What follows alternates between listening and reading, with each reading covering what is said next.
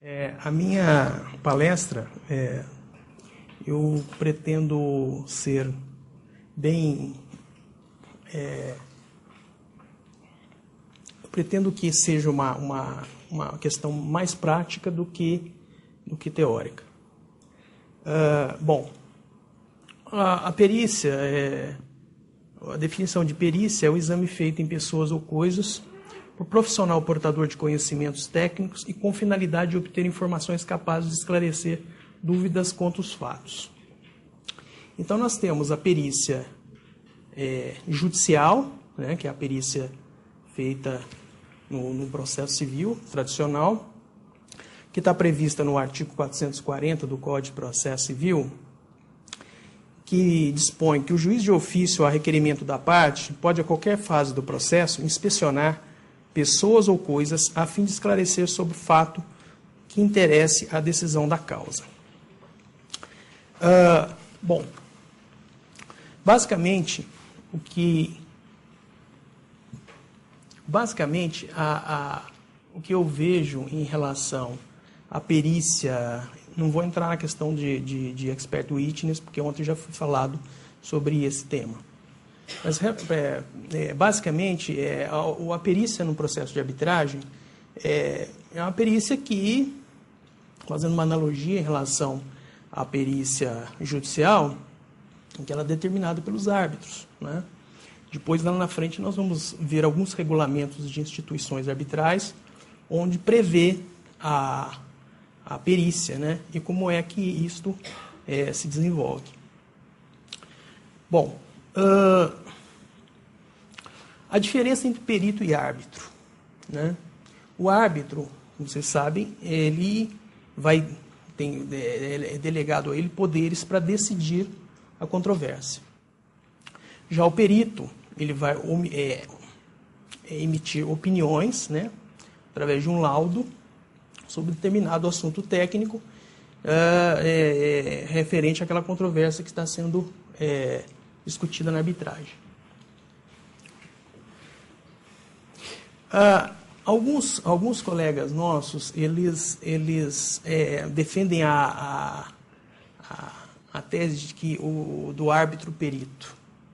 Como é que seria isso? Numa arbitragem em que se a questão, a controvérsia seja sobre construção, obra, né? Ou que os membros do tribunal arbitral, sendo eles advogados ou, se forem engenheiros, né, técnicos no tema engenharia, podem eles mesmos fazer a inspeção no local da obra e fazer as constatações que necessitam para poder concluir aquela arbitragem. E nós tivemos um caso em que a arbitragem se discutiu um contrato de empreitada e no término da obra, alguns itens não foram cumpridos. E esse tribunal era um tribunal formado por advogados e engenheiros. Então, a discussão foi que não havia necessidade, eles entenderam que não havia necessidade de nomear um perito para a solução da questão, porque eles mesmos iriam fazer aquela inspeção na obra. Tá? Outro caso que eu vivenciei foi, acho que uma das primeiras arbitragens, foi uma questão que se discutia valores o quanto, né, de cotas sociais de uma indústria, em que o árbitro tinha formação de jurídica, né, e também contábil. Então, durante a audiência, enfim, a oitiva das testemunhas, e no final a conclusão foi que ele, ao proferir a sentença, apresentou o quantum, né, devido à parte, vamos dizer, que perdeu aquela arbitragem, e ele mesmo apresentou em anexo os cálculos, né, que era o rescalonamento de dívida relacionada àquelas cotas sociais. Então, o que eu vejo, na verdade, é a seguinte questão. Na prática, pelo menos o que eu tenho vivenciado, é que o perito, né, tanto no judiciário quanto na arbitragem, no judiciário quem nomeia é o juiz, né? E as partes indicam os assistentes técnicos. E na arbitragem, a critério dos árbitros, se entenderem que aquela questão precisa ter um laudo pericial para o convencimento da controvérsia em si, ou a requerimento das partes também. Mas a prova pericial, como foi dito aqui ontem, em relação, pode ser aceita ou não pelo tribunal. Isso fica a critério do tribunal arbitral na questão do deferimento da prova. Bom, claro. Só para comentar, que é a título de comentário, o Código de Processo Civil argentino... Perdão, microfone. A título de comentário, o Código de Processo Civil argentino prevê a figura do perito árbitro. Existe previsão, prevê a arbitragem por equidade, e tem um capítulo da figura do perito árbitro e da arbitragem conduzida por um perito árbitro, que seria quando as partes chamam a um perito e que ele tem esse conhecimento técnico e vai decidir a respeito. Se utiliza muito em casos de engenharia e em casos de discussão de balanços. Contábeis, né? Temas contábeis. Ninguém ouviu nada. Então repete. Então, só para repetir, porque agora está funcionando o microfone, um comentário que no Código de Processo Civil argentino existe a figura do perito árbitro, uma figura especial, e se utiliza muito nos casos de engenharia e nos casos de temas contábeis. Se chama o perito com poderes para decidir e para proferir sentença em relação a esse tema. Ok. Bom, na sequência, como eu havia comentado, eu trouxe aqui alguns regulamentos, tá? De artigos de regulamentos de instituições arbitrais aqui no Brasil e também da CCI, sobre o que esses regulamentos dispõem sobre a produção de provas periciais. Então, o regulamento da SP Arbitral, na qual a Câmara eu sou o secretário, no artigo 8º, item 8.3, diz: as partes podem apresentar todas as provas que julgarem úteis à instrução do processo e ao esclarecimento dos árbitros. As partes devem ainda apresentar todas as provas disponíveis que qualquer membro do Tribunal Arbitral julgue necessários para a compreensão e solução do litígio. Bom, e o regulamento do Centro de Arbitragem e Mediação da Câmara de Comércio Brasil-Canadá, no item 9.4, expõe o seguinte: no prazo de 5 dias do recebimento das manifestações, o Tribunal Arbitral avaliará o estado do processo, determinando, se for o caso, aí fica a critério dos árbitros, né, a produção de prova pericial. As partes poderão nomear assistentes técnicos, como eu já tinha dito, no prazo de 5 dias após notificados do deferimento da prova. Como é que faz? Os árbitros deferindo a prova, é emitida uma ordem processual. Que na arbitragem, lá, eu estou fazendo analogia com o processo civil, aqueles que militam no fórum vão saber que tem os despachos do juiz. Lá na arbitragem tem uma outra denominação, que é a ordem processual, que a gente chama de OP. Então, o árbitro vai, na ordem processual, vai determinar então que seja feita a perícia. O regulamento da Câmara de Arbitragem e Conciliação e Arbitragem da FGV, Fundação Getúlio Vargas, artigo 47, dispõe o seguinte: entendendo necessário a produção de prova, o Tribunal Arbitral determinará o modo pela qual devam ser produzidas e assinará, né? Vocês me desculpem, porque a letra ficou tão pequenininha, porque era tanta informação, a seu prazo de 10 dias para a sua produção. Parágrafo único. As partes é assegurado o direito de acompanhar a produção de prova, inclusive inquirindo testemunhas, em caso de perícia, de apresentar quesitos.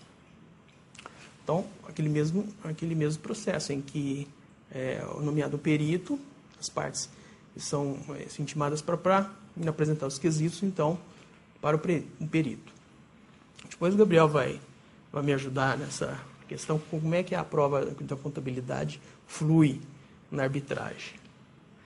Bom, o regulamento da CCI, que é a Câmara de Comércio Internacional, diz o seguinte, que o tribunal arbitral poderá nomear um ou mais peritos, definir-lhes a missão e receber os respectivos laudos periciais.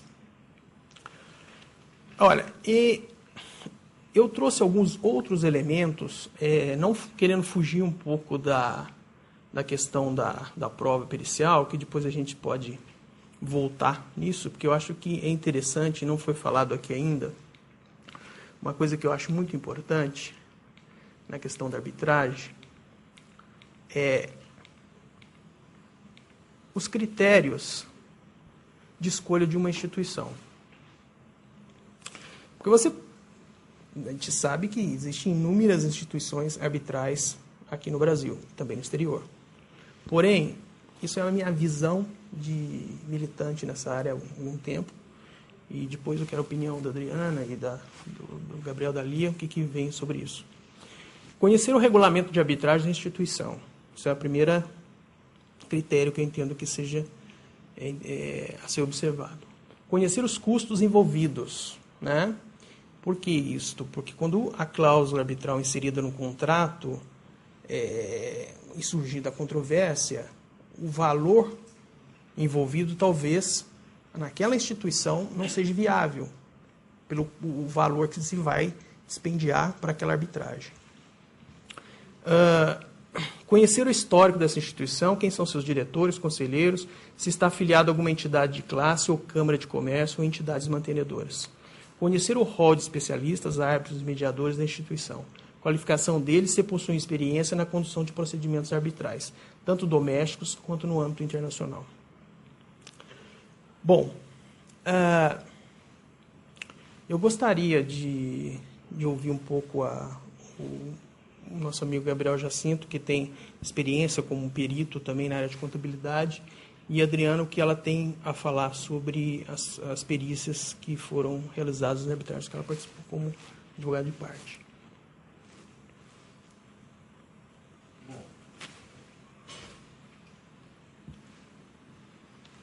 Na minha opinião, não existe uma diferença tão significativa entre a perícia contábil e o trabalho do profissional na arbitragem. Na verdade, a necessidade de análise dos documentos é a mesma. Existe, talvez, pelo próprio processo, uma vontade das partes que você tenha que você tenha acesso a toda a documentação necessária. Por quê?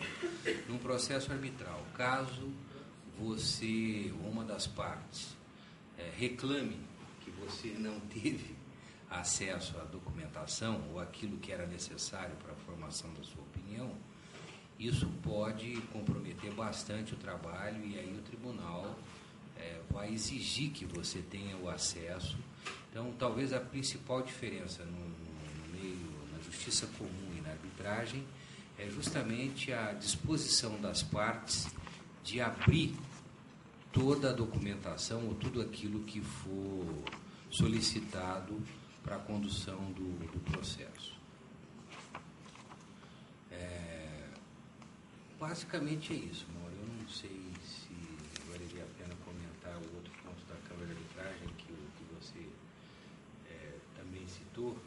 Uhum. Mas, um dos pontos que nós estávamos conversando aqui, antes da palestra, é justamente uma dificuldade muito grande, eu acho que a sua opinião aí vai ser muito importante Sim. também, sobre a formação de novos árbitros, a formação de novas câmaras de arbitragem, o conhecimento desse assunto que nós estávamos justamente falando, que existe uma carência no meio acadêmico, nos cursos que tenham essa cadeira, e nós estávamos justamente discutindo se seria no Código de Processo Civil que entraria esse item ou não, para E, na minha opinião, agora como militante na área, ainda existe uma resistência muito grande da maioria dos advogados na redação da cláusula compromissória. Existe, pelo menos na minha experiência já em várias áreas, se coloca a cláusula e a parte contrária pede para tirar. Então, eu acho que aí o grande óbice do desenvolvimento da arbitragem aqui no Brasil. Então, são os pontos que eu achei, pelo menos em cima das suas colocações. Então, como eu tinha dito, essa matéria perícia arbitral, perícia judicial, é uma questão um pouco restrita, né? Então, eu trouxe ainda aqui, algo, até por questão de referência, uma referência de instituições arbitrais que hoje nós temos aqui no Brasil, que é a Câmara de Comércio Brasil-Canadá, a SP Arbitral, a AmCham, que é o Centro de Arbitragem da Câmara Americana de São Paulo, a Fundação Getúlio Vargas, a Camarbe Caminas, a Arbitac, o Centro Brasileiro de Mediação e Arbitragem no Rio, o CEMAP em Pernambuco e a Câmara de Arbitragem das Eurocâmaras. Aí vai do encontro daquilo que eu e Gabriel e Lia, antes da Adriana chegar, estávamos discutindo se é viável ou não nós criarmos novas instituições arbitrais. Porque, ao meu ver, é que a demanda nossa é muito restrita em relação à arbitragem ainda. E as instituições aqui no Brasil ainda tem muito a se preparar, porque a Câmara de Arbitragem é um centro que presta, prestadora de serviços, né? E esse é todo tem que ser gente especializada, pessoas que realmente não é só um simples cartório, né? A instituição arbitral, dentro dos atores da arbitragem, é um dos itens mais importantes que existe dentro da arbitragem a nível de arbitragem institucional. Porque, como a Adriana já falou, a arbitragem pode ser ad hoc, quando as próprias partes definem o regulamento. Bom, enfim, eu gostaria também de mencionar alguns assuntos que são assuntos que são levados à arbitragem. Questões societárias, problemas entre sócios, prestação de serviços, construção empreitada, licenciamento de software, uso de marcas, produtos, tecnologia, know-how, problemas envolvendo consórcios entre empresas do setor imobiliário, contrato de compra e venda com reserva de domínio e equipamento para indústrias. Enfim, compra e venda de mercadoria internacional também. Agora, aí que está. Não são todos os temas, né, os assuntos que devam ser levados à arbitragem. Esse é meu pensamento e até por experiência que já tenho durante esses anos todos. Queria ouvir você, Adriana, também em relação aos assuntos que eu inseri lá, o que você pensa nessa linha. Bom, em relação à prova pericial, minha experiência diz que os árbitros não vão deferí-la de imediato. É decir, há um preconceito, dependendo do caso, né? Mas os árbitros só deferem a prova pericial se realmente é necessária para o caso. Porque eu acho que há um costume na justiça togada, no processo judicial, da gente pedir prova pericial assim, por pedir, porque parte, porque é uma prova que se pede. Agora, na arbitragem, como os árbitros tentam cuidar a economia do processo e tentam cuidar do prazo, quando eles veem que a prova pericial, e estou pensando mais na contábil, não é tão necessária para esclarecer os fatos, ou é uma prova secundária, eles não vão deferir de início. Normalmente eles vão chamar a audiência, vão fazer a prova oral, vão ouvir testemunhas, experts. E caso após a audiência surgir, eles verificarem que existe, que é necessária a prova pericial, eles vão a chamar a prova pericial. Um tema muito interessante é que acontece se os árbitros, se as partes pedem prova pericial ou qualquer prova e os árbitros recusam a produção dessa prova, porque acham que não é necessário para o caso. Então, existem muitas tentativas de anulação da sentença arbitral com base nesse fato, por cerceamento do direito de defesa. Inclusive, não sei se mencionamos, acho que mencionamos por cima o caso do metrô. Eu trouxe até o acórdão aqui depois para comentar. Então, o caso do metrô, não conheço o caso através dos jornais, não conheço o caso por dentro, mas toda a questão se levantou porque o árbitro indeferiu a prova, não era contábil, era de engenharia.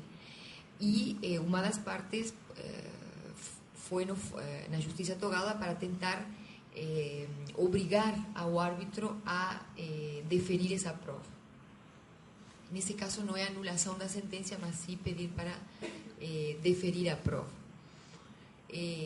O que a gente percebe dos árbitros é que se eles indeferem a produção de prova pericial, eles não vão autorizar. Inclusive, eu já ouvi palestra de árbitros que falam que por mais que o juiz mande eles deferirem a produção de uma prova, eles não, se eles consideram que não é pertinente, eles não aceitariam, porque, digamos, o processo arbitral independe do processo judicial e o árbitro é o juiz nesse processo, e ele que está avaliando se essa prova é pertinente ou não, se essa prova vai ajudar a esclarecer os fatos ou não.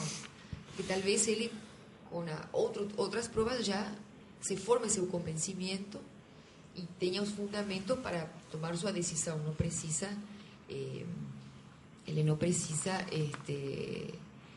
ir a esta outra prova. Mas, evidentemente, quando se trata de obras de discussão de temas técnicos na indústria da construção ou qualquer tipo de indústria técnica, logicamente é necessário, pode ser muito necessário contar com um perito para que avalie, não, por meio de inspeção, de análise, não sei, planos, etc., um perito que avalie a controvérsia que se ha suscitado nesse tema. Então, em síntese, em relação à prova pericial, o que eu posso falar é que, nesse caso, se aplica muito aquilo que a gente falou na primeira aula da mudança da ordem dos atos dentro da arbitragem. É decir, os árbitros mudam, e eu contei um caso que a gente teve, que os árbitros indeferiram em um começo a prova pericial e depois viram a necessidade e chamaram, depois da audiência oral, chamaram um perito, se fez a prova pericial, se fez audiência para o perito depor a respeito da análise que ele fez e depois se chamou a sentença. Isso em relação à prova pericial. E em relação às câmaras, estávamos falando? Desculpe. Eu acho que é importante a gente, e até eu vou fazer uma brincadeira com vocês. Brincadeira não. Vamos animar um pouquinho a plateia. Quero saber de vocês quantos aqui já trabalharam num processo arbitral como advogados. Eu peço que vocês levantem a mão.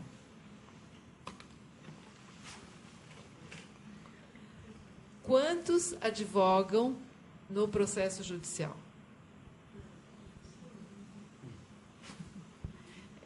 Então, eu acho que é importante a gente traçar um paralelo. E aí, eu não falo muito de processo arbitral, mas de processo judicial eu conheço muito. Então, eu acho que é muito importante, o objetivo do curso, inclusive, eu estou coordenando e eu convidei os palestrantes, né? Foi muito trazer essa rica experiência que eles têm e que é diferente da experiência do judiciário, que é a regra geral ainda dos advogados, né? Então, num processo judicial, nós vemos como é que a coisa funciona, né? A prova pericial sempre é a última. né?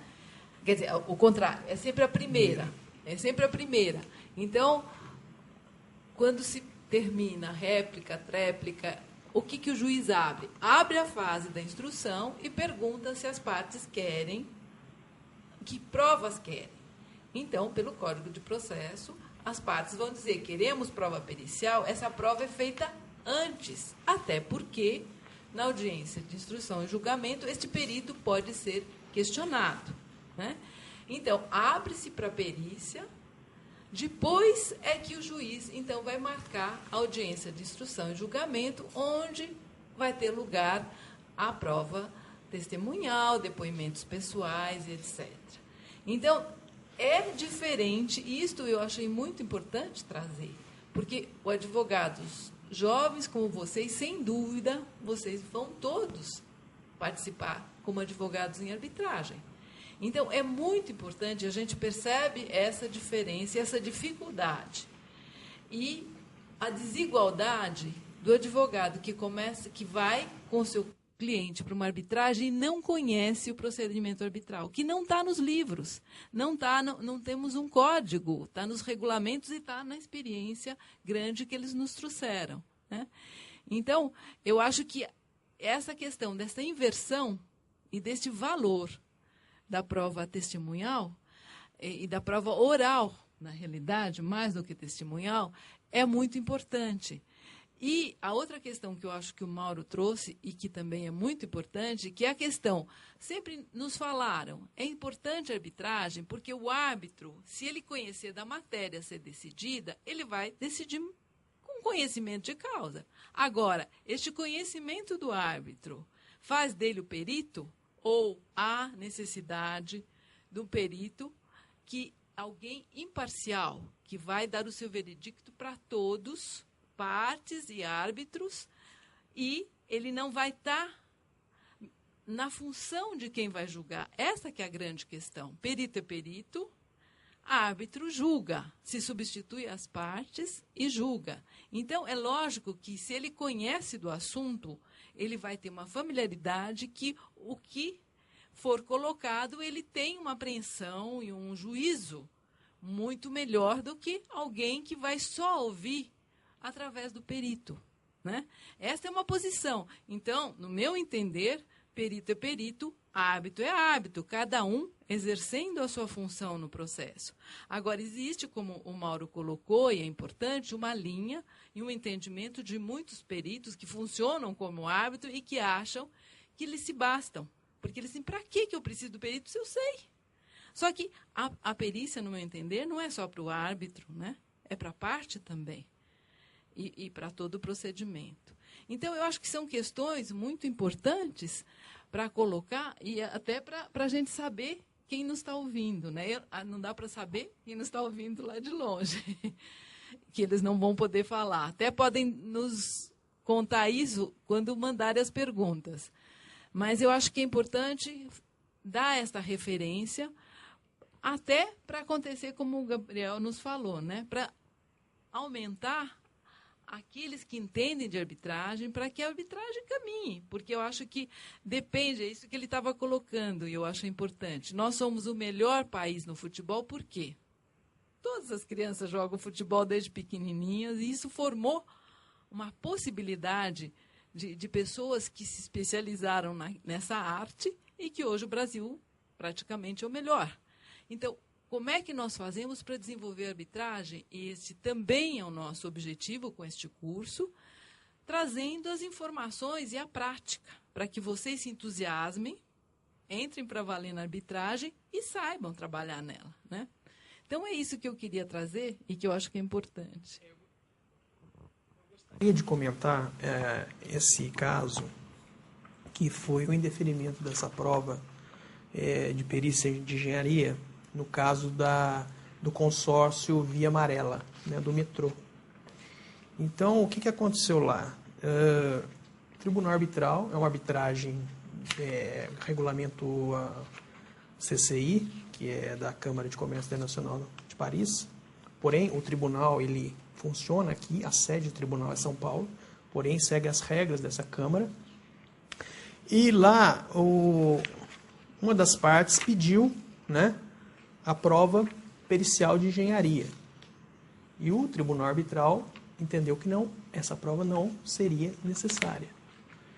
O que aconteceu? A parte que não ficou satisfeita ingressou na vara da Fazenda Pública com um mandado de segurança, dizendo que havia um cerceamento de defesa e que o tribunal estaria correto em relação que aquela prova realmente teria que ser feita. E a juíza da terceira vara, ela concedeu a tutela, né, antecipada, a liminar, determinando que o tribunal arbitral fizesse a prova. Isso o que é? É a intervenção do judiciário na arbitragem, né? Que é uma coisa que é repugnada por grande parte dos arbitralistas. Então, o que acontece?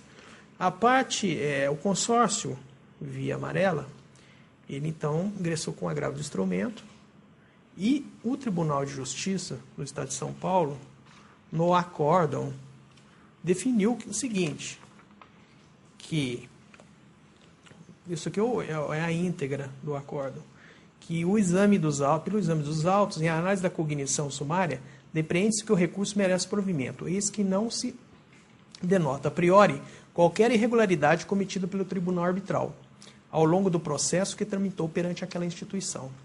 O tribunal arbitral, ao que me parece, agiu com razoabilidade e em consonância às normas e condições da lei de arbitragem, de modo que estão ausentes os requisitos do periculum in mori e fum boniuris para a concessão da liminar pleiteada. Isso daqui é uma coisa muito importante, porque você vê que, dentro daquilo que foi dito aqui, se os árbitros chegaram à conclusão que não é necessário a prova pericial, que todos os elementos que foram levados à arbitragem pelas partes, documentos, oitiva de testemunhas, enfim, estão convencidos que podem proferir a sentença sem necessária essa prova de engenharia, que com uma perícia em engenharia poderá essa arbitragem se arrastar por muito mais tempo. E o que na arbitragem é repugnado, porque a arbitragem ela tem que ser rápida, né? Uma solução para a questão, até por conta de ser uma obra de grande porte. Então, você quer falar alguma coisa sobre essa? Bom, enfim, eu trouxe aqui uma frase do Manuel Pereira Barrocas, que é um jurista português e árbitro internacional, que diz o seguinte: peritos não resolvem litígios, opinam, e peritos não resolvem litígios, opinam, e os árbitros não opinam, resolvem litígios. Então, a gente tem bem definido o que é a figura de um e a figura de outro. Ok? Temos alguma outra consideração?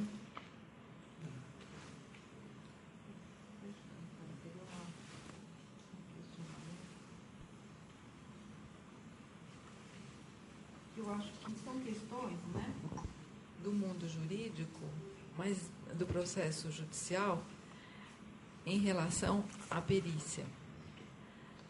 E que eu acho que era importante a gente fazer o comparativo, né? Okay. Então, realmente, a perícia, como é que ela se dá, Mauro e Adriana e Gabriel? Como é que ela acontece? Ela acontece da mesma forma que no processo judicial, o árbitro nomeia o perito, este perito vai apresentar o seu laudo e aí os assistentes técnicos das partes vão apresentar a sua contestação sobre o laudo, ou é o contrário. Nós temos os assistentes técnicos trabalhando junto com o perito, e o perito é do juízo, ele dá o laudo, e este laudo é aceito pelos assistentes técnicos e por todos. Há esta possibilidade, ou sempre o perito vai fazer o seu laudo, os assistentes técnicos se manifestam separadamente. É possível ter um laudo feito pelos três e os assistentes técnicos concordarem com o parecer do perito judicial e esta perícia, então, valer desta forma. Isto é comum, isto acontece, trazer uma experiência diferente para vocês agora. Muitas vezes a perícia contábil, não necessariamente ela vai exigir documentos. Eu tive uns 3 casos recentes onde eu estou avaliando o fundo de comércio. E num dos casos, que está sendo super interessante, a empresa tem pouquíssimo tempo de vida. Os lucros são praticamente inexistentes. Então, a perícia, e respondendo um pouco também a sua pergunta, muitas vezes, no trabalho de perícia, a documentação contábil não está disponível. Eu acabei de participar de um processo de desapropriação de um imóvel para o metrô, por isso que eu lembrei, e quem foi o autor da ação contra a prefeitura não dispunha de uma contabilidade ou de um centro de custo específico da loja ou do estabelecimento que estava sendo desapropriado. Então, para que nós pudéssemos quantificar o resultado positivo, que se presume que se mantém o estabelecimento funcionando, algum resultado positivo tem que vir dessa atividade. Então, nós tivemos que chegar num consenso, os assistentes técnicos, com o perito, e nós assinamos um laudo só, determinando um valor dentro da documentação que foi disponibilizada para que nós quantificássemos o resultado. Num outro caso, esse talvez até um pouco mais complicado, é um contrato de representação comercial, onde uma das partes entende que foi prejudicado por uma quebra desse contrato, e nós também não temos um resultado positivo. É impossível se quantificar esse resultado positivo por uma não disponibilidade de balanços, ou os balanços estão muito longe de representarem a realidade, entendeu? Então, infelizmente, muito mal preparados. Então, nessas duas situações, eu acredito que eu tenha respondido a sua questão, de nós temos que buscar valores ou elementos que vão poder trazer ou suportar uma decisão do árbitro ou do juiz. Porque foi solicitada a perícia, mas o que eu vou analisar se não tem nada para analisar? O que eu vou quantificar se não tem nada para quantificar? Ou seria tremenda suposição ou uma inferência da nossa parte. Então, consenso. E outra questão que eu acho também importante, se as partes normalmente questionam na audiência os laudos dos peritos e se podem chamar o perito judicial para ser questionado perante o árbitro, se isso é uma prática comum.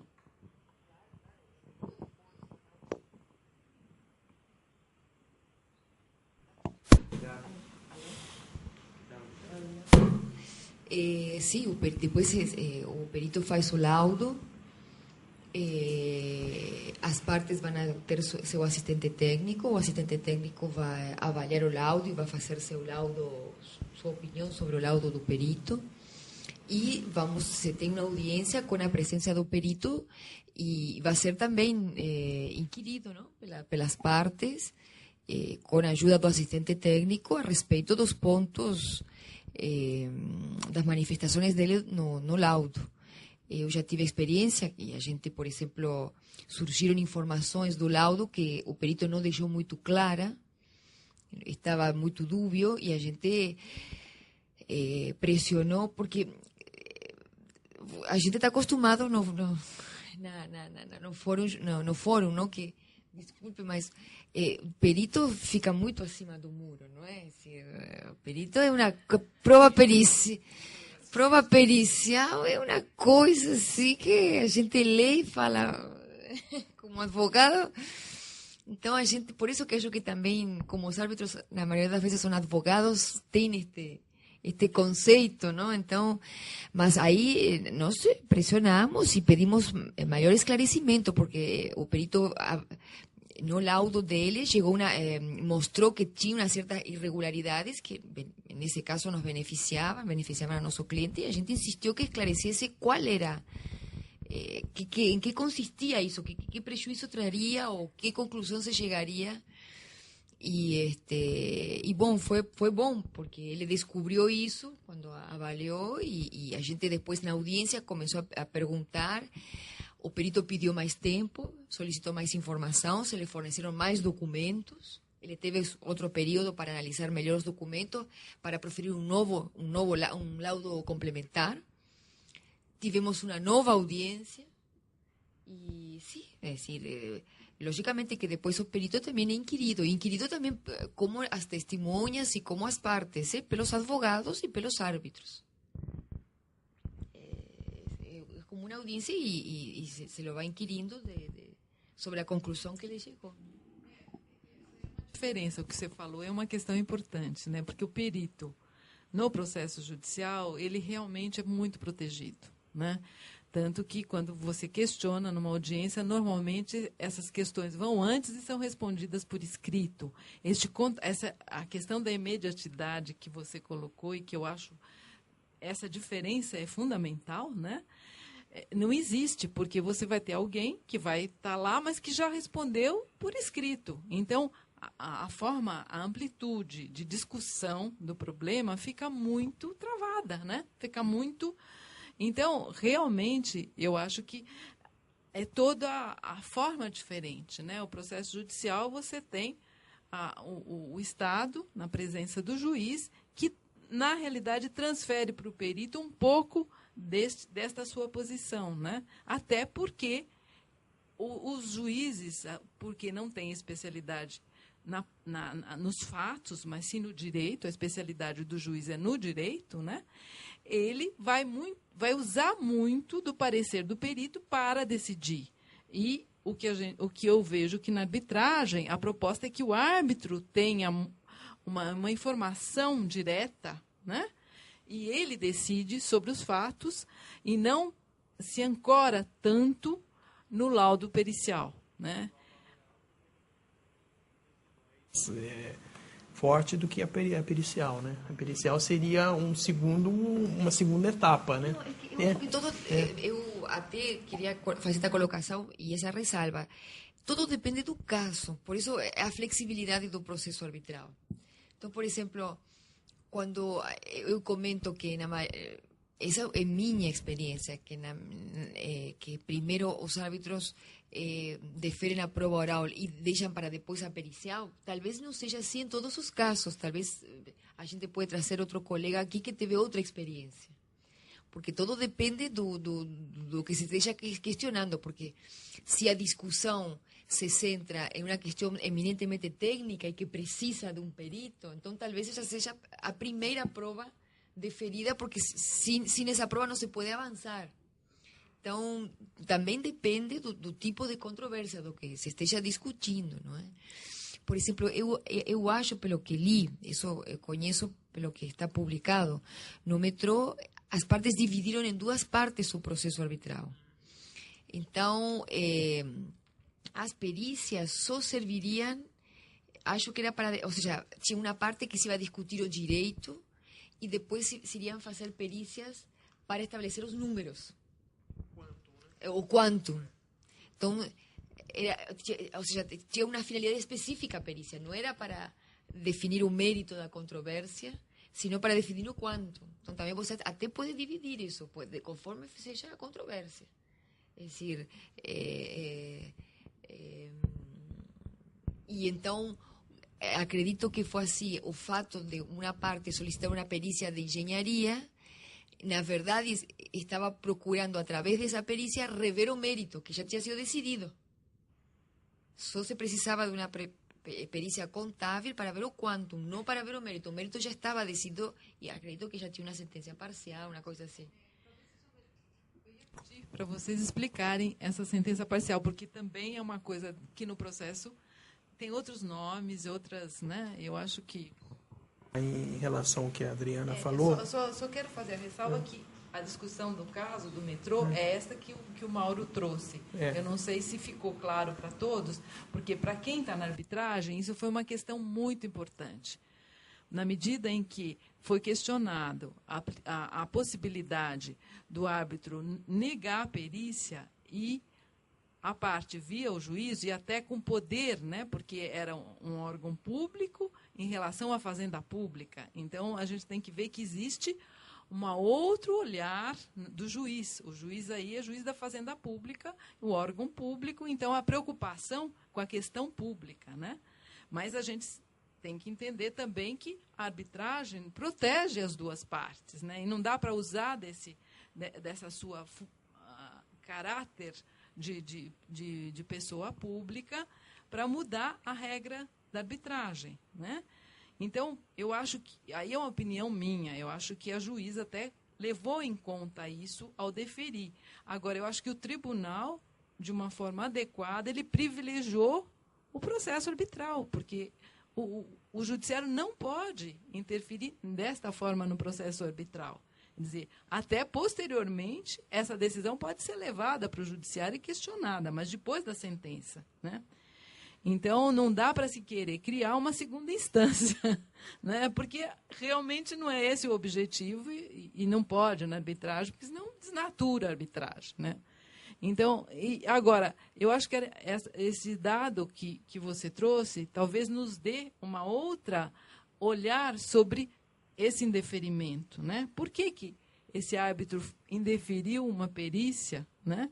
E se trata do metrô, aquela questão toda que nós sabemos das estações do metrô, quer dizer, essa questão até ficou pública, né? Na medida que a arbitragem foi levada para o judiciário. Então, eu acho que seria importante esse esclarecimento aí para quem, Mauro. Vou dizer uma coisa. Em relação ao que a doutora Adriana colocou, da questão de ver o quanto devido, né? É que toda sentença arbitral ela tem que definir o quantum, né? O valor do quanto é que a parte, vamos dizer, que sucumbente, que perdeu a arbitragem, tem que ressarcir aquela parte que venceu.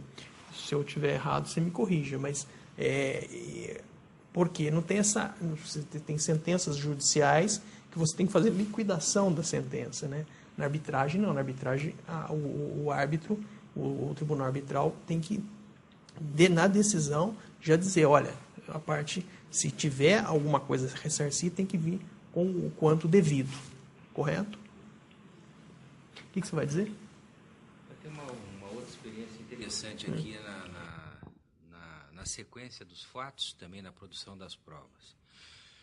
Eu participo agora de uma outra arbitragem, onde o pedido de arbitragem foi suportado por um relatório de auditoria. Na resposta, foi suportado por um outro relatório de auditoria. E eu fui chamado para analisar os dois relatórios de auditoria, porque o tribunal não se sentiu seguro nas opiniões que foram manifestadas, já que nós estamos discutindo um item muito específico, que é a constituição da provisão para devedores duvidosos de uma instituição financeira, aonde existem critérios gerenciais, existem critérios legais para a base dessa constituição.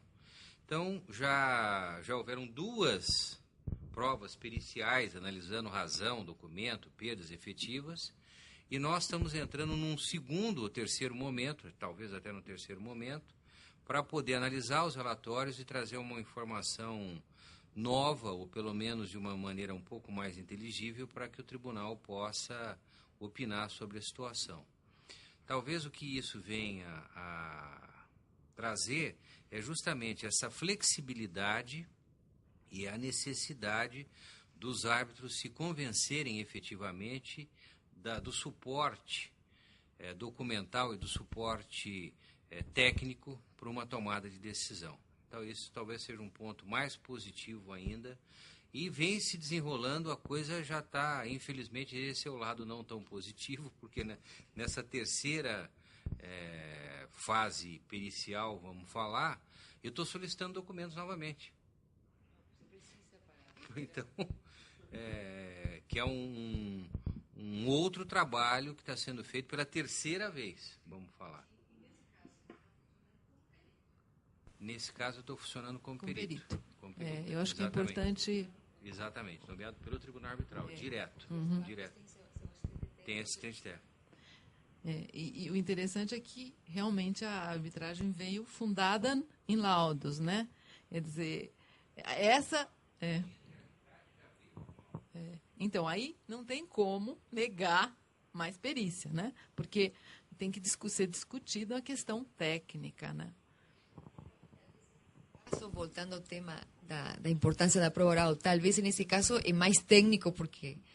Já está na programação uma reunião minha com a outra parte do resultado do trabalho, entendeu? Quer dizer, vai ter que ter aquilo que eu chamei do... O hot tubing de novo para... E essa palavra hot tubing, nós estamos buscando uma tradução, isso daí vem do arbitragem dos Estados Unidos. Todos os advogados chamaram de hot tubing. Hot tubing é o banheiro, né? A banheira. Um ofurô, vamos falar assim. Então, eu vou chamar de confronto técnico, que talvez seja a melhor tradução que eu achei até agora, né? Talvez, desconheço o caso, mas também nesse caso o tema realmente parece bem técnico. Então, talvez aí a prova oral não seja tão importante, digamos assim, sino mais você está discutindo uma coisa muito pontual, muito técnica. Então, aí vai ser diferente a produção de prova, a ordem. Porque vai chegar um momento que não vai precisar de mais prova. Claro. Certo? Não sei qual é a causa, mas se a discussão foi isso... Não precisa de mais. Claro, dependendo qual seja, não, a discussão entre as partes. Vocês têm algum questionamento, alguma pergunta em relação?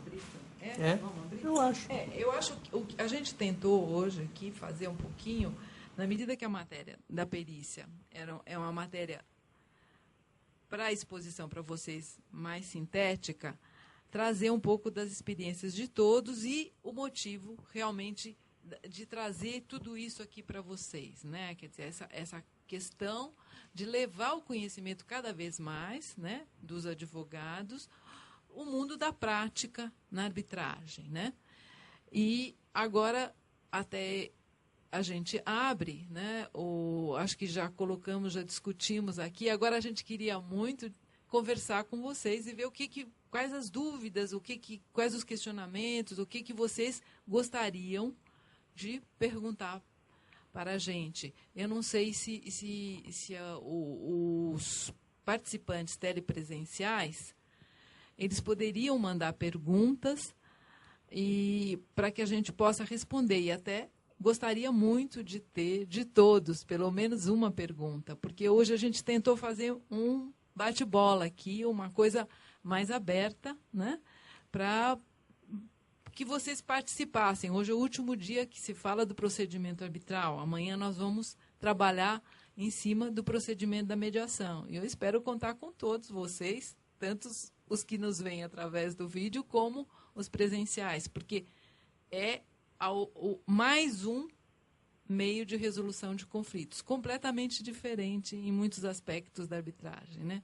Então, eu acho que se vocês nos trouxessem perguntas, inclusive sobre o debate, sobre isso, seria para nós também muito importante. Então, vamos abrir para as perguntas de vocês. Com relação ao prazo não esses dados, acho que dá para... O prazo pré-determinado, 6 meses aí no procedimento arbitral, da arbitragem, né, no caso, havendo a prova pericial, que poderia se delongar o procedimento da arbitragem, deve ser feito através de um termo de arbitragem para que as partes tenham ciência, já dê esses devidos prazos para que aconteça esse laudo, ou sendo o caso igual do metrô aí, talvez não conseguisse, dentro de 6 meses, fazer toda uma perícia por causa da complexidade. Isso daí pode ser consignado num termo onde que já vai definir, olha, tem que ser nesse prazo para conseguir terminar a arbitragem, porque caso contrário ela vai ser demorada também. Isso é o procedimento casual de praxe acontecer?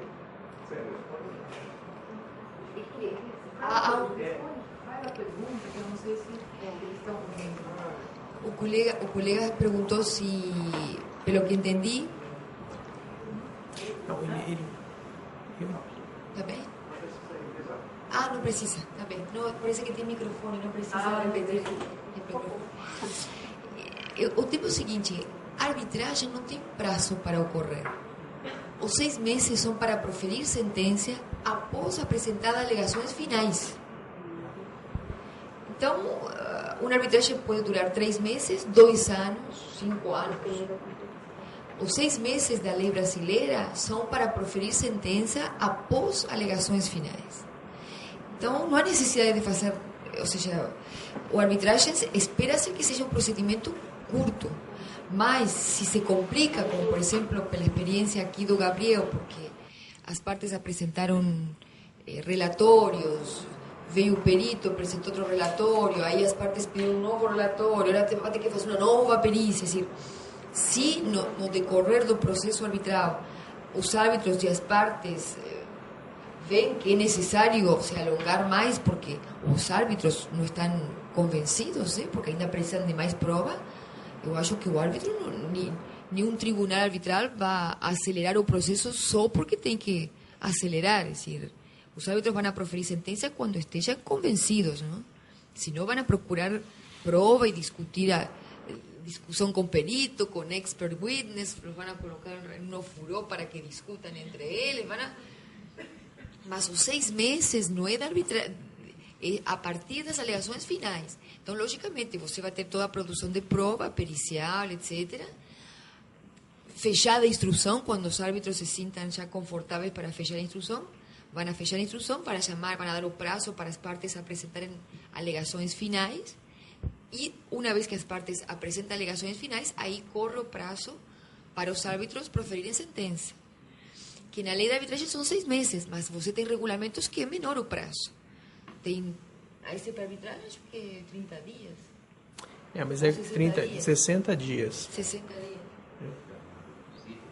É. Não, mas por exemplo, depende do regulamento, porque há regulamentos que dizem 60 dias. E pode ser prorrogado uma vez, acho. Os árbitros têm essa faculdade de prorrogar uma vez só. Então, por exemplo, é menos de 60... Bueno, aí são 60 dias, é menos de 6 meses. Aí, na ICP arbitral, dependendo do regulamento, tem regulamentos que são mais flexíveis e que deixam que os árbitros possam negociar com as partes, prorrogar o prazo. Mas tem regulamentos que têm um prazo menor que a lei, mas sempre contado a partir das alegações finais. Mas de praxe é estipulado pelo tribunal, pelo árbitro, no caso, o prazo para que se ocorra essa perícia. 30 dias, 60 dias. Sim, a perícia sim, claro. Sim, essa, não entendi, claro, sim, porque aí, sim. Isso é regulado na ordem processual. Na ordem processual. Na ordem processual, que é naquele, na ata de audiência, onde se daria também ciência às partes. Poderia ser também? Não, porque no termo de arbitragem ainda não se sabe que provas vão precisar as partes produzirem. Então, claro, depois vai ser, não é conveniente, claro, depois, quando o tribunal defere a prova pericial, aí sim vai dar tanto um prazo para o perito, um prazo para as partes se manifestarem, mas é por ordem processual. Tem que ser feito um cronograma. Essa ordem processual não é uma ordem processual simples. Uma ordem processual que tem todo um cronograma. Olha, você tem um prazo do dia tal a tal para a perícia ser feita. Depois da perícia, é assim. Tá? Se fosse no processo judicial mesmo. Agora, em relação ao término da arbitragem, que você perguntou, as alegações, após as alegações finais, o tribunal arbitral tem 30 ou 60 dias para proferir sentença, né? Que poderá ser prorrogado. Mas isso é sempre arbitral. Não, sim, estou dizendo um regulamento. Depende do regulamento. Exatamente. Não me lembro agora os outros. Boa noite aos integrantes da mesa. Meu nome é Renato. Eu tenho duas perguntas. A primeira, em relação ao perito, não ficou muito claro se são os hábitos que o indicam ou se são as partes. E sendo os hábitos, se há algum mecanismo para suscitar suspeição, como se pode fazer em relação aos hábitos.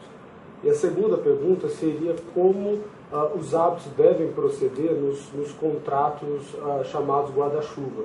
É uma coisa bastante que me causa preocupação, uma coisa particular, mas que causa preocupação, os efeitos da sentença arbitral quando eles são impactados a quem não está no contrato, quem não contratou a arbitragem. No processo judicial, é inevitável a gente sempre fazer essa analogia. Por exemplo, se alguém compra um carro de uma outra pessoa e porventura eles colocassem uma cláusula contratual para que isso fosse decidido por arbitragem. No processo judicial, um terceiro de boa-fé teria um mecanismo próprio para reivindicar isso, né, os embargos de terceiro. No procedimento arbitral, não há um mecanismo para um terceiro de boa-fé se defender. Então, eu queria saber como os árbitros devem proceder nesse tipo de situação, em que o resultado da sentença arbitral irradia para quem não contratou. Entendeu? Você fala? Não, o que eu vejo assim, inclusive eu mencionei aqui alguns regulamentos de instituições em que, por exemplo, no regulamento da SP arbitral, as partes podem apresentar todas as provas que julgarem úteis à instrução do processo e ao esclarecimento dos árbitros. As partes devem ainda apresentar todas as provas disponíveis que qualquer membro do tribunal arbitral julgue necessária. Quer dizer, as partes podem pedir, mas também o árbitro tem a faculdade, o árbitro ou o tribunal arbitral tem a faculdade de entender. Se eles entendem que é necessária aquela prova, então, através de determinação processual, ordem processual, eles vão então nomear um perito, né?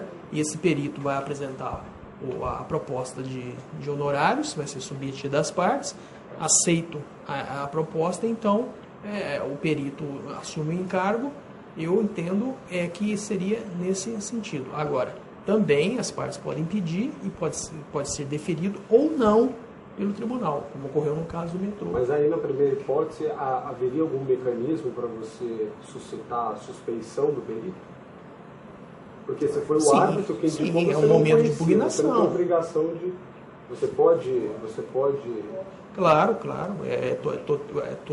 Todos os atos da nomeação do perito, o tribunal entendendo que é necessário o perito, então é submetido às partes o nome do perito e elas vão dizer no prazo X se estão de acordo com aquela nomeação ou não. Se tem suspeição, então impedimento, impugná-lo, né?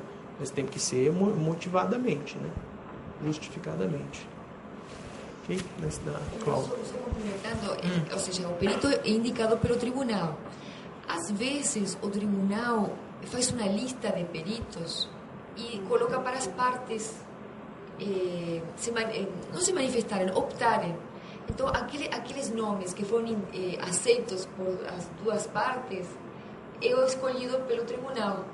Então, às vezes, quando o tribunal quer ser mais democrático, digamos assim, apresenta uma relação de nomes que ele acha que seriam peritos indicados, para não fazer o tribunal sozinho. E aqueles nomes que foram indicados simultaneamente pelas duas partes é o que tem preferência na indicação do tribunal. Eu acho que é uma questão interessante aqui a respeito disso, porque se você alega, se a parte alega uma suspeição, um impedimento em relação ao perito, que é indicado pelos próprios árbitros, quem decide isso são os próprios árbitros. Esta é um dado diferente, porque no processo judicial você tem até o tribunal, né? Aqui a competência para decidir sobre os seus próprios atos é do próprio tribunal arbitral. Então, eu acho que fica uma coisa, até tem que ser muito motivada, porque eles mesmos vão ter que rever a sua posição. E o que eles decidirem é vinculante. Eu acho que essa questão é comum. Por isso, pelo fato da arbitragem as decisões dos árbitros não estar sujeitas a recurso, e por que falamos no primeiro dia, por ter uma origem contratual e a autonomia da vontade das partes ter um peso muito importante, às vezes ocorre isso, que o tribunal coloca os nomes para as partes escolherem, para que as partes fiquem à vontade. Logicamente, dá uma relação de profissionais. Agora, o que acontece? Qualquer das partes, no caso que o tribunal indicou perito, qualquer das partes pode impugnar, mas tem que estar bem fundamentado para que te lo aceite o tribunal. Porque se uma impugnação que o tribunal percebe que é para demorar, para dificultar, não vai ter cabimento. Agora, eu pelo menos acredito, não sei, que se o tribunal realmente fica convencido de que a impugnação é procedente, não vai ter problema em não indicar esse árbitro, esse perito e mudar a nomeação. Se o tribunal realmente fica convencido que realmente, não sei, imaginemos que um perito trabalhou em uma das empresas das partes, é decir, foi funcionário, ou seja, bueno, se existe algum impedimento provado, o tribunal, acho que não vai ter problema em desistir assim, dessa nomeação. Bueno, a participação de terceiros é todo um tema muito sensível na arbitragem. É difícil e complexo, não é para respondê-lo assim, não é?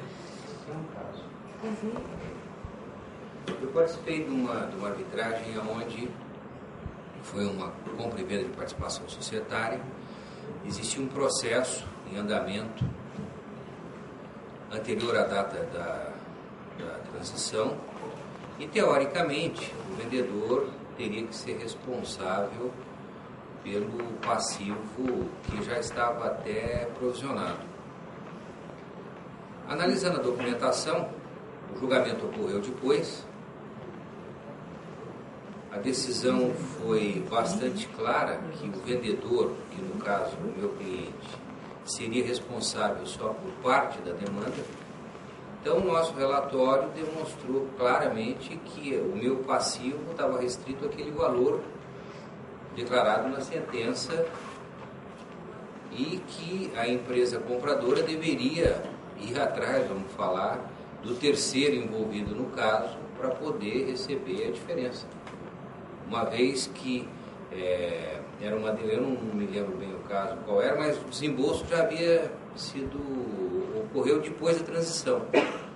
E a arbitragem estava justamente colocando o vendedor como responsável de todo o processo. O autor demandou exatamente, pelo total. Então o tribunal, até onde eu entendi da sentença, está tirando a responsabilidade da busca, vamos falar, desse reembolso do terceiro.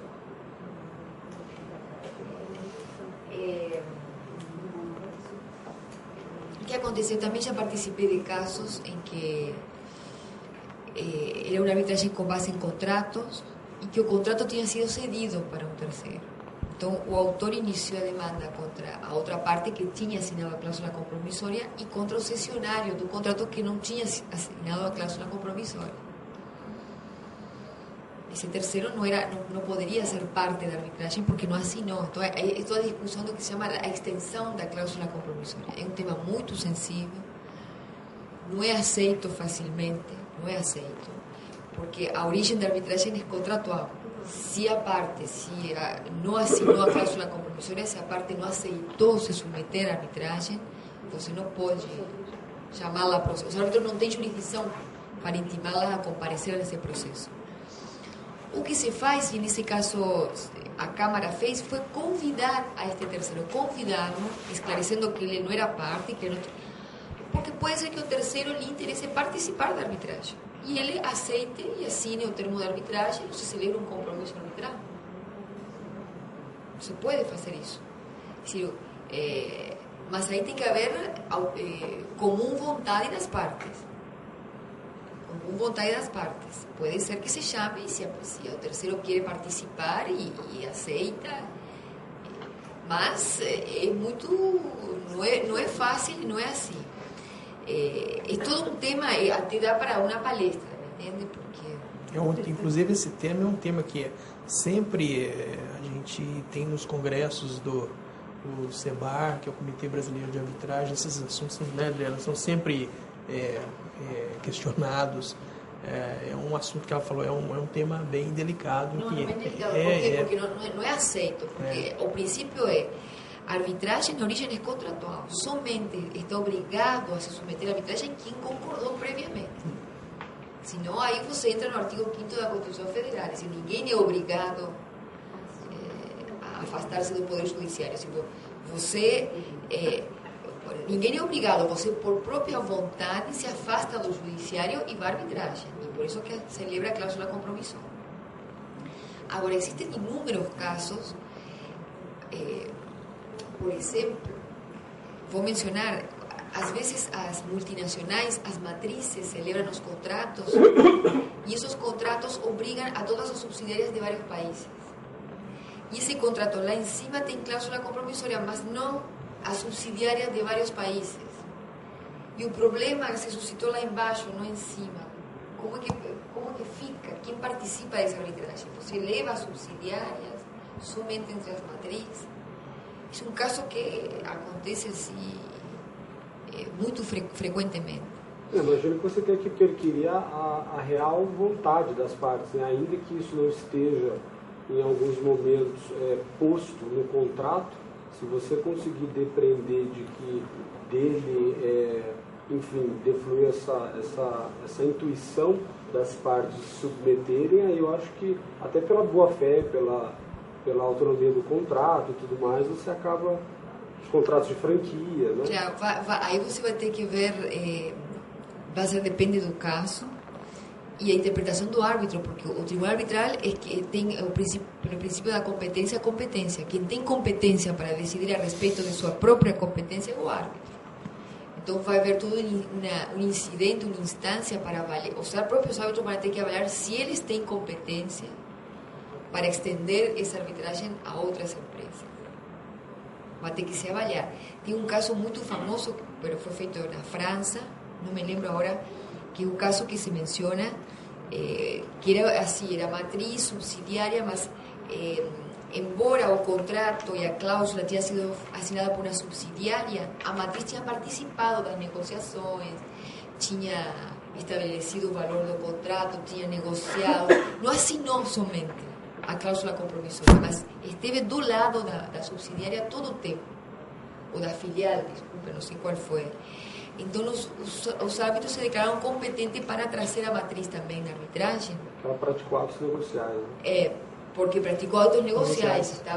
Então, mas são casos assim, são leading cases que a gente estuda mas são casos muito pontuais. Outro caso interessante, isso eu tive a oportunidade de ver, é o efeito cascata, é decir, quando na estrutura societária, quando o acordo de acionista se faz entre acionistas da holding e esse acordo de acionista tem efeito cascata, assim, porque tem incidência nas empresas que estão embaixo do grupo.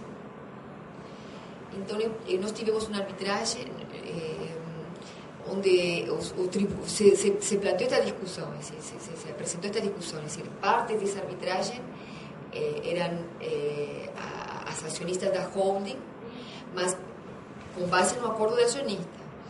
Mas o acordo de acionista e o que se discutia no acordo de acionista, seus efeitos não estavam na holding, estavam nas operacionais.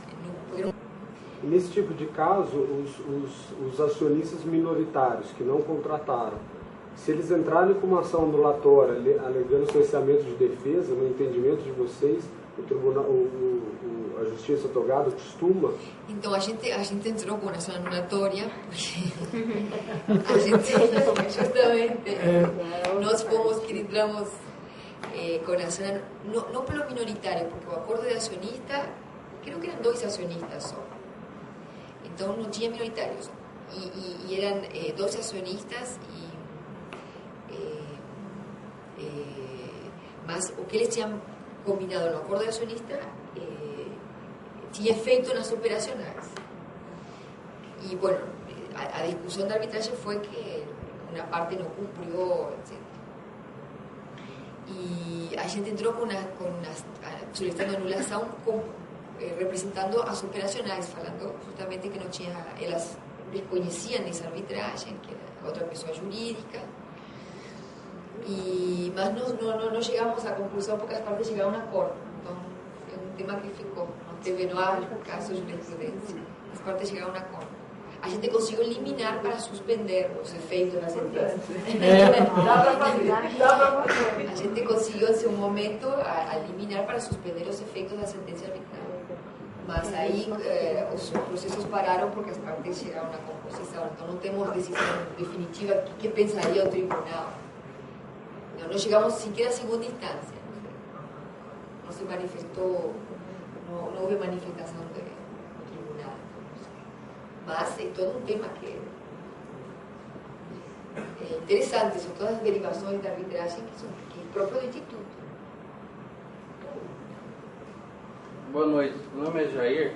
Eu gostaria que a mesa tivesse algum caso concreto, no caso de haver no contrato cláusula compromissória, numa primeira convocação de uma das partes para comparecer na Câmara, essa parte não comparece, se é costume chamar novamente 2 vezes ou mais, ou continua-se com o procedimento, aplicando-se a lei da arbitragem nesse caso. Assim.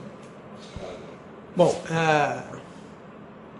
veja, um pedido de arbitragem, a parte requerente submete à Câmara, né, verificando a consistência da cláusula, se realmente se refere àquela instituição, a Câmara procede então à notificação, né, a parte contrária para comparecer.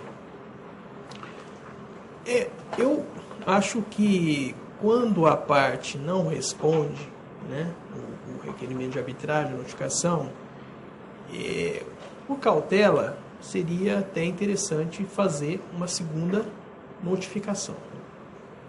Bom, não comparecendo, a arbitragem, sendo cláusula cheia, ela deve seguir, né, todos os atos daquele procedimento, apesar da omissão, da ausência daquela parte recalcitrante, vamos dizer assim, que não quer, não comparece à arbitragem, ausente, a arbitragem, então, segue a revelia da parte que não comparece, né?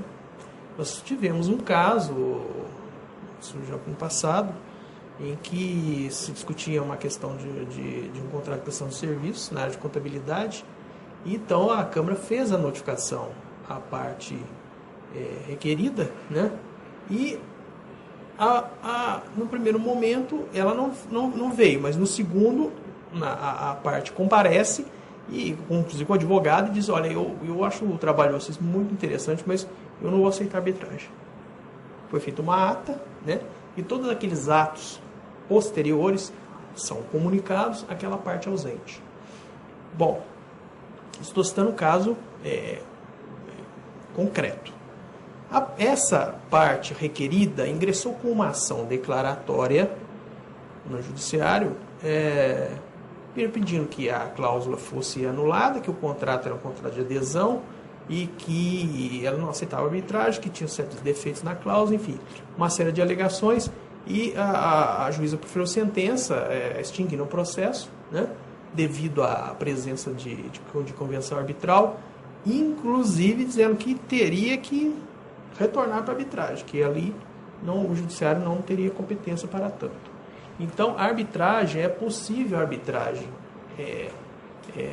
seguir a revelia, porém, os cuidados da instituição arbitral são bem superiores a uma arbitragem que as partes comparecem e seguem normalmente. Né? Todos aqueles atos da Câmara, do Tribunal, enfim, são comunicados àquela parte até o término da arbitragem. Nesse caso, Mauro, sim, ela perdeu alguns atos iniciais. Como ela perdeu também que o juiz togado foi indeferido, ela pode adentrar na arbitragem após... Qualquer momento. qualquer momento. Hein? Ela nunca saiu. Nunca saiu, Saiu. Ela só perdeu nos primeiros atos. Sim, isso é possível, tá? E em qualquer momento, aquela parte que no primeiro momento não aceitou a arbitragem, ela pode vir e entrar e tem que ser aceita normalmente. O Estado nomeou o perito da revelia. Foi. Porque tem o prazo da nomeação do árbitro, né? Quando acontece essa omissão, quando acontece essa ausência da parte convocada, então se passa para o próximo ato, que é o quê? No regulamento, pelo menos na Câmara SP Arbitral, o presidente tem que nomear o árbitro, é submetido ao árbitro a controvérsia, se ele aceita, ele então assina a declaração de independência e imparcialidade, responde o questionário e essa documentação é novamente submetida à parte ausente. Tá? Então, todos os atos do procedimento são, mesmo com a ausência da parte, são encaminhados. Ela não deixou ser representada. O tribunal nomeou um árbitro, mesmo a revelia dela. Exato. O processo continuou, houve provas. Sim. Até o momento, eu não me lembro quando que ela entendeu que ela era parte integrante da arbitragem Não, ele só apresentou no momento da audiência preliminar. Foi uma vez. Quando nós marcamos a audiência preliminar, ela tem um regulamento anterior a esse, audiência preliminar, para poder então fazer o termo de arbitragem. Porém, o advogado compareceu, anexou procuração, né? Quer dizer, ele tomou ciência da arbitragem. Não foi só que ele pediu para que constasse naquela ata da audiência preliminar que ele entende que não teria que ser arbitragem, que teria que ser resolvido judicialmente. Isso foi Esse árbitro nomeado, ele funcionaria como se fosse o curador na justiça comum? Não. Não é isso. O juiz vai decidir. A revelia. Não poderia, pelo regulamento da Câmara, eu participei desse processo, Sim.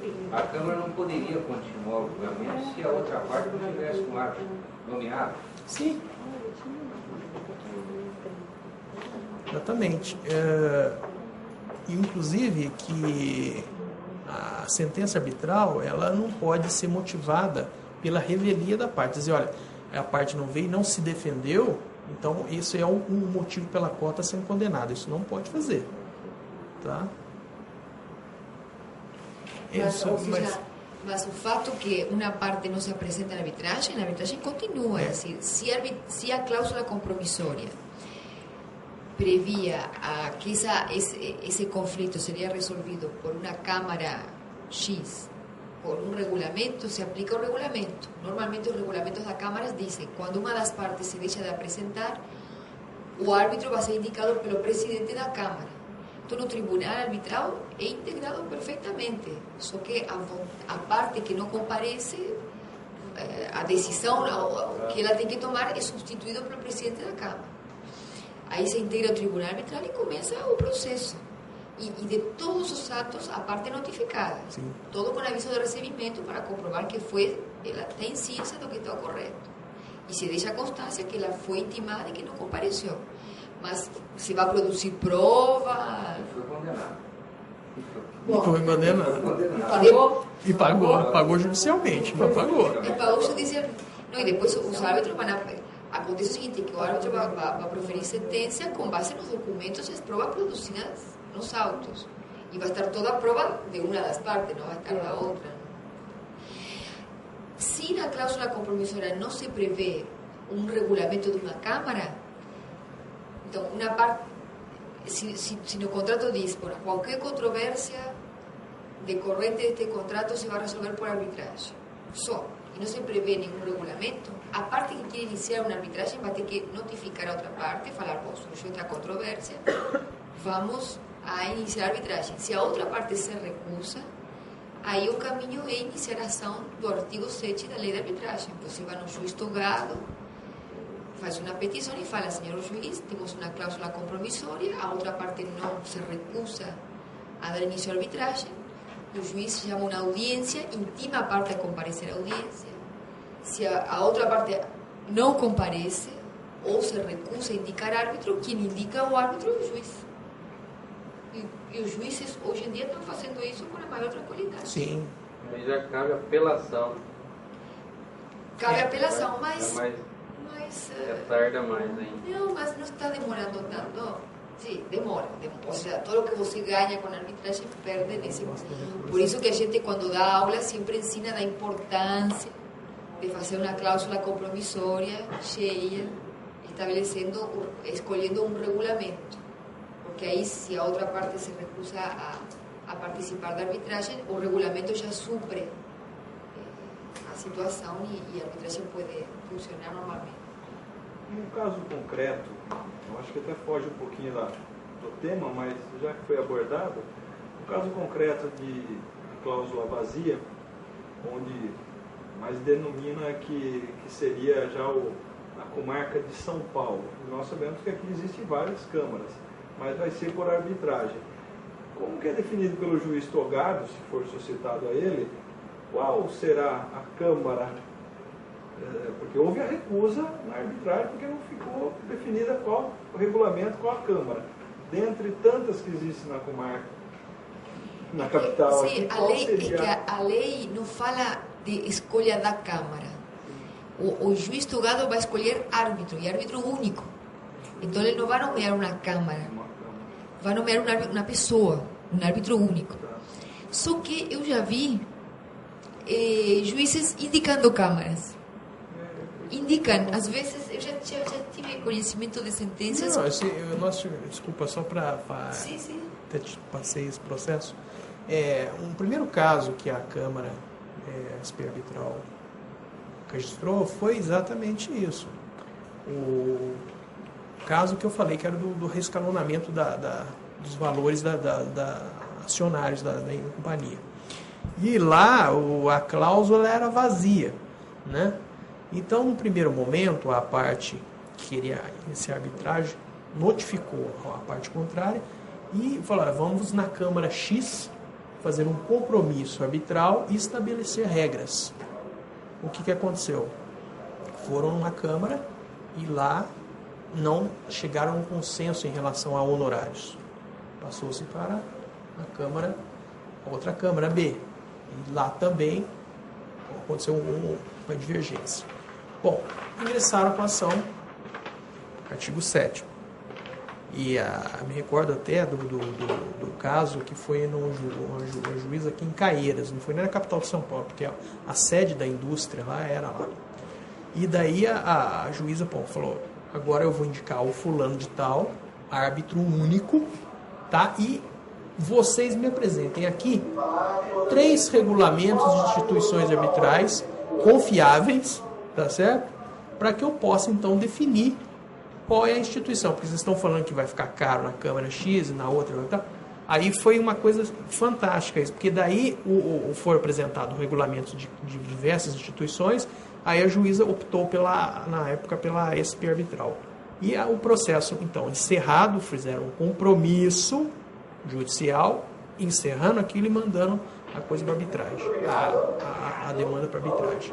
Então, não sei se eu respondi a sua... Normalmente, quando eu, por exemplo, se fosse fazer uma ação hoje específica desse artigo 7º, eu já indicaria na petição inicial o regulamento de 3 instituições, até para poder facilitar a decisão do juiz.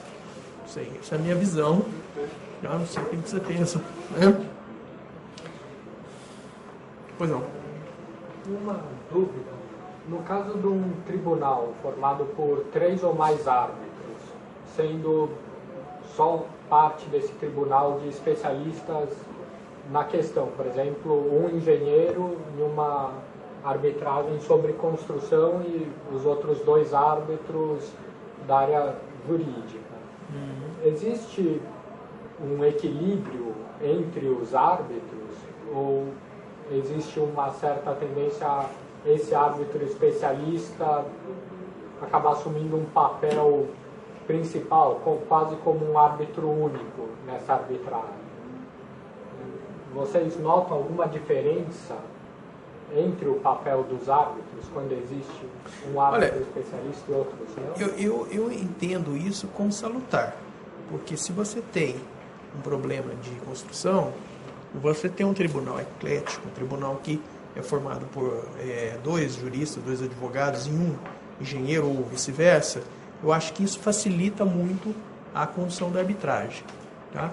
Até porque eu vejo assim que um tribunal arbitral formado só de engenheiros, eu não acho que existe equilíbrio. Tá? Agora, um tribunal que tenha profissionais multidisciplinares, eu entendo que é salutar. Não sei o que a Adriana pensa. Gabriel? Quanto ao equilíbrio, acho que... Não sei a que se refere com equilíbrio. A atuação dos árbitros, no caso, principalmente na hora de elaborar a decisão, se vocês observam, tem sentido que na prática isso cria alguma diferença de um árbitro que for especialista de conduzir a decisão dos outros árbitros, indicando quem seria quem teria razão. Claro, acho que não é que, ou seja, quando você tem um tribunal integrado por um especialista, é muito bom, porque se nessa arbitragem você precisa de um técnico, logicamente que os árbitros, os coárbitros vão descansar na parte técnica na opinião deste especialista. Se as partes não ofereceram perícia e se não há perícia, etc. Agora, na minha opinião, no trabalho em si, quem vai trabalhar um pouco mais é aquele formado em direito, porque estamos falando de um processo arbitral. Então, quem vai um pouco a cuidar do processo vai ser aquele que tenha formação jurídica. Inclusive até redação de sentença e tudo isso, porque tem formação jurídica que o engenheiro não tem, o contador não tem. O que, com isso não quero falar que pode existir um tribunal integrado por 3 engenheiros, por 3 auditores, e que perfeitamente redigem uma sentença arbitral, não sabe? Não estou querendo falar isso, mas acho que não há, me parece a mim, que depende do caso, não há... O ideal nesses casos, na minha opinião, é que cada parte escolha um advogado e que o presidente do tribunal arbitral seja o técnico. Porque, por exemplo, eu sim me sentiria insegura como advogada se eu escolho um advogado, a outra parte, se a controvérsia é eminentemente técnica, eu escolho um advogado, a outra parte escolhe um técnico e o terceiro árbitro é advogado. Porque aí sim, o árbitro da outra parte vai ter um peso forte na decisão. Que, logicamente, não significa que o árbitro indicado pela parte seja advogado da parte. Já falamos isso, ou seja, não tem nada a ver. Se supõe que a pessoa vai ser imparcial. Mas a gente sempre tem uma sensação de que é melhor o presidente. O presidente, porque o presidente é indicado pelos 2 árbitros. Então, o presidente é totalmente imparcial. É o mais imparcial de todos. Mas, pelo menos, o que a gente vê na prática é que os coárbitros também são imparciais. Não tenho visto um coárbitro...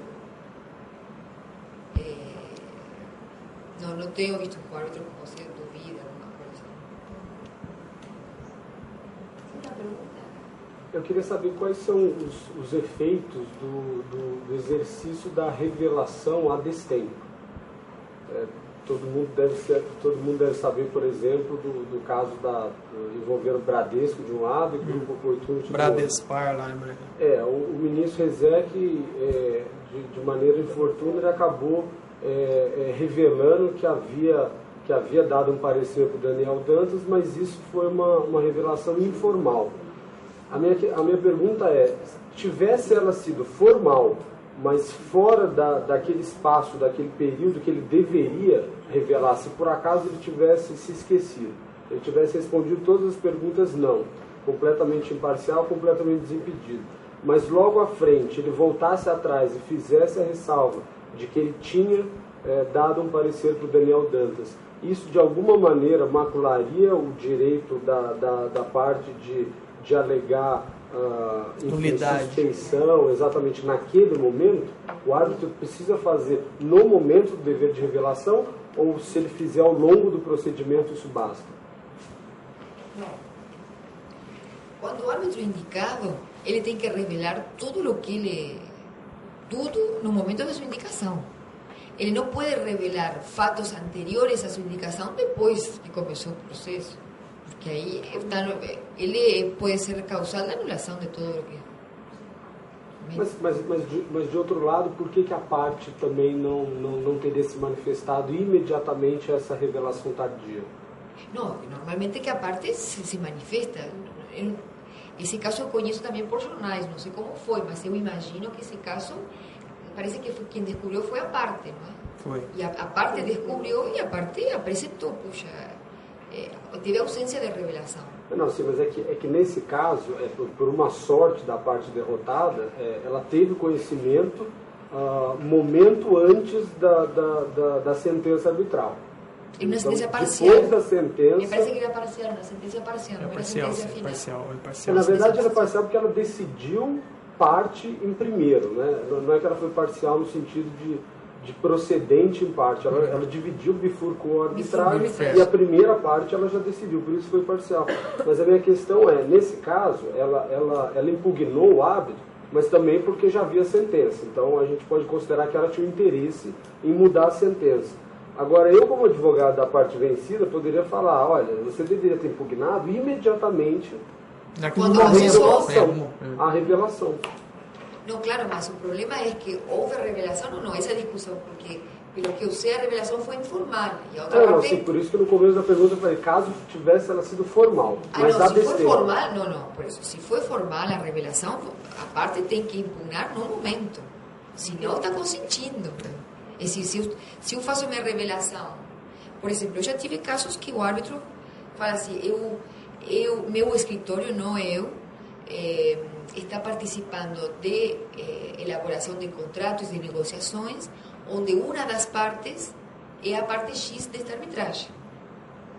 Ele revelou, e nós éramos parte contrária.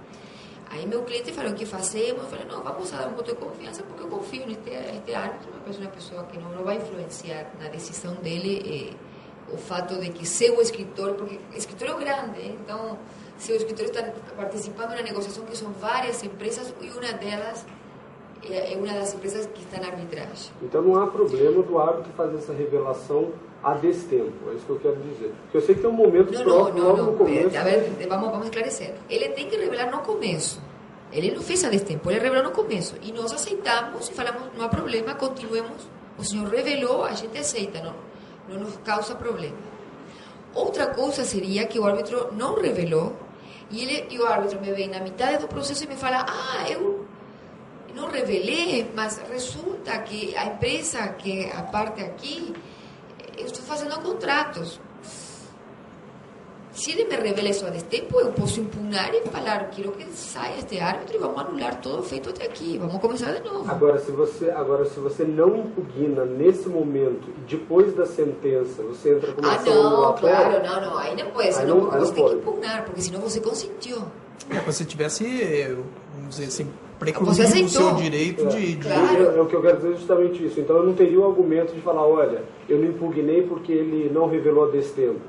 Se ele revelar, eu preciso impugnar no momento. Eu acho que, não me lembro, mas a lei tem um prazo na lei de arbitragem, não me lembro agora, mas há um prazo, acredito que há alguma coisa nesse sentido na lei, não me lembro agora.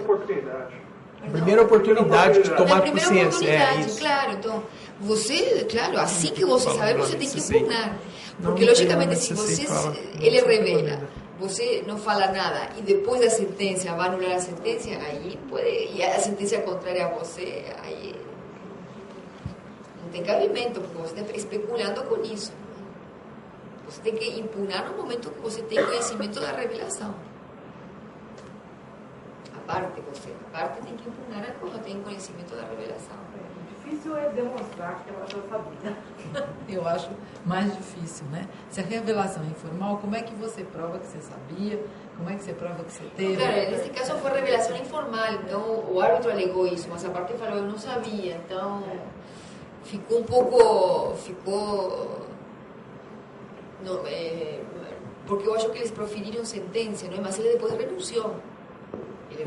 O árbitro renunciou de tribunal, nesse caso. O Rezec? Foi ele renunciou.